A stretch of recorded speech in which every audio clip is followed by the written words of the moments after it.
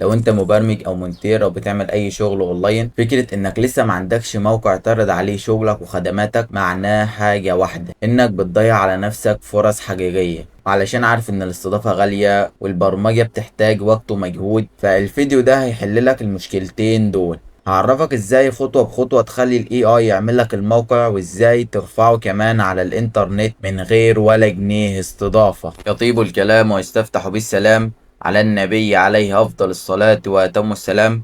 السلام عليكم، معكم محمد. اول حاجة محتاجين نفهمها مع بعض يعني ايه استضافة. انت دلوقتي بنيت الموقع بتاعك، واللي هو في الاغلب بيتكون من الثلاث حاجات دول، اللي هي ال HTML وال CSS والجافا سكريبت. فعلشان الناس تقدر توصل للموقع بتاعك لازم تحطه في مكان، واول حاجة لازم يكون متوصل بالانترنت. تاني حاجة يكون شغال على طول، يعني انت تقدر تضيف الموقع بتاعك على السيرفر المنزلي اللي عندك.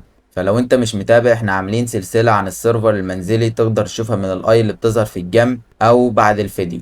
بس ممكن يكون صعب اللي انت تسيبه شغال لل 24 ساعة، ودوت مش افضل حاجة للامان، علشان انت بتخلي اي شخص على الانترنت يدخل على جهازك. فاحنا دلوقتي هنروح للخيار الافضل، وهو الويب هوستنج سيرفر. انت كأنك بتأجر اوضة او سيرفر متصل بالانترنت. اول حاجة فوائده ان هو شغال لل 24 ساعة، سرعة تحميل عالية، وكمان الأفضل من حيث الأمان والحماية. فدلوقتي بعد ما حطينا الملفات بتاعتنا محتاجين نوصل لها، فهنقدر نوصل ليها عن طريق الدومين. وانا كنت عامل فيديو ازاي تشتري ارخص دومين، فلازم تسمعه علشان تقدر تكمل معانا الشرح، وتقدر تسمعه من الاي اللي بتظهر في الجنب هنا. كده قدرنا نرفع الملفات بتاعتنا، وقدرنا نخلي اي شخص يوصل لها.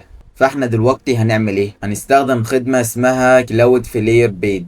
ديت ملفات الموقع بتاعك، وانت تقدر ترفعها على كلاود فلير والموقع هيشتغل. بس المشكلة هنا لو انت غيرت اي حاجة في الموقع بتاعك، وده هيحصل كتير بالمناسبة لو انت هتستخدم الاي اي، فهتحتاج ترفع كل الملفات تاني على كلاود فلير. فعلشان نحل المشكلة ديت هنستخدم حاجة اسمها جيت هاب. لو انت مبرمج فاكيد عارف جيت هاب، وعلشان نبسط فكرتها بابسط طريقة، تخيل ان جيت هاب عبارة عن جوجل درايف بس للمبرمجين، يعني مساحة مخصصة علشان يحفظوا وينظموا الأكواد والمشاريع بتاعتهم. كده لو عدلنا أي حاجة على الموقع بتاعنا هنقدر نرفعها على جيت هاب باستخدام جيت، وهو هيسمع على طول على كلاود فلير. ودلوقتي يلا بينا نخش على الشرح العام.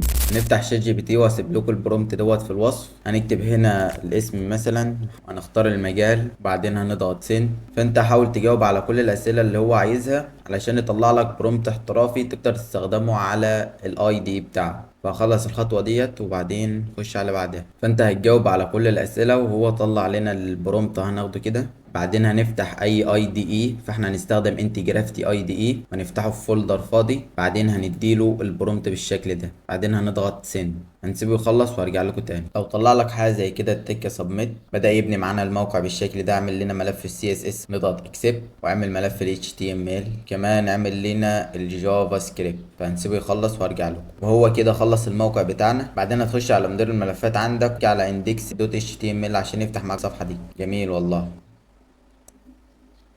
فكده هيبقى في مشاكل كتير، فانت اي مشكله تقابلها فيه اقعد وقول له عليها. يعني مثلا انت عايز تغير اي حاجه تقول له عليها، هو هيغيرها لك. كده احنا اتاكدنا ان الموقع بتاعنا اتعمل بنجاح الحمد لله. دلوقتي بقى هنربطه على جيت هاب. هنعمل ساين اب لو انت مش مسجل، فانا هعمل حساب جديد بس عشان امشي معاكم. بعدين هتعمل كونتينيوس جوجل، هيفتح معاك بالمنظر ده. تكه كرييت تريبو، بعدين هنكتب مثلا ويب، بعدين تخليه برايفت، هو الافضل تخليه برايفت، بعدين كرييت تريبو. نرجع للاي دي بتاعنا، هنكتب له البرومت ده، اعمل ليا مفتاح اس اس اتش علشان اربطه بالجيت هاب. بعدين هنضغط سند، بعدين هنضغط على تيرمينال من هنا، بعدين نيو تيرمينال، بعدين هناخد الامر اللي هو طلعه لنا. بعدين هنا هتكتب الايميل بتاعك، بعدين انتر. وهنا بيطلب منك لو عايز تعمل له كلمة سر، فممكن تكتب كلمة سر او ممكن تضغط انتر عادي. نضغط انتر، بعدين انتر. وهو كده طلع علينا بابليك كي بنجاح. هناخد المسار دي كده نعمل له كوبي، بعدين هنكتب كات والمسار اللي هو طلعه لنا، بعدين هنضغط انت. طلع لنا المفتاح بالشكل ده، هناخده كوبي. بعدين هنرجع على جيت هاب،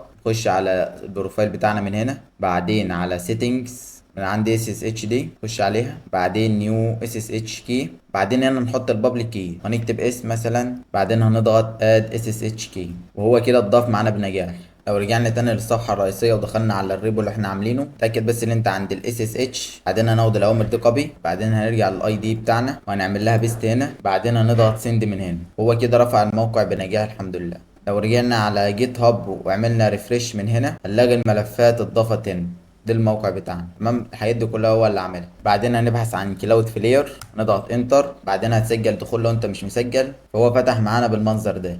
نخش على الجزئيه دي كده نضغط عليها، بعدين كرييت ابلكيشن، بعدين هتنزل تحت تاكد انت تضغط على جيت ستارتد دي من هنا، هنربطه مع جيت هاب، هنضغط على اول واحد، بعدين اد اكونت وهنعمل له كونتينيو من هنا. ده الحساب اللي احنا لسه عاملينه، وهو كده اتربط مع الجيت هاب بتاعنا.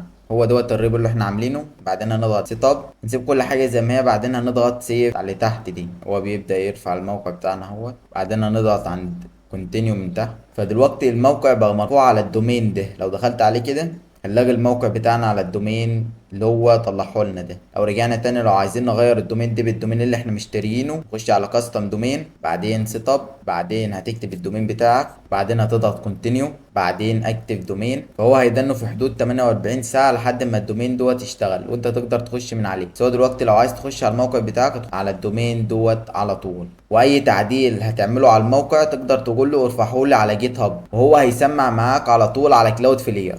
في النهاية زي ما اتعودنا، حديث في حكاية. قال رسول الله صلى الله عليه وسلم: لا يؤمن أحدكم حتى يحب لأخيه ما يحب لنفسه. لو عايز تعرف إيمانك الحقيقي بيظهر فين، بص على قلبك تجاه الناس. هل بتفرح لهم بالخير زي ما بتفرح لنفسك؟ هل بتتمنى لهم الرزق والهداية والنجاح زي ما بتتمنى لنفسك؟ كل ما تلاقي قلبك نظيف وبتتمنى الخير لكل اللي حواليك وبعيد عن الحسد والأنانية، فأنت كده بتطبق معنى الحديث العظيم ده: لا يؤمن أحدكم حتى يحب لأخيه ما يحب لنفسه. تمنى الخير لغيرك علشان تلاقي الخير جالك لحد عندك. وخير ما نختم به الكلام: الصلاة على النبي عليه أفضل الصلاة وأتم السلام. السلام عليكم.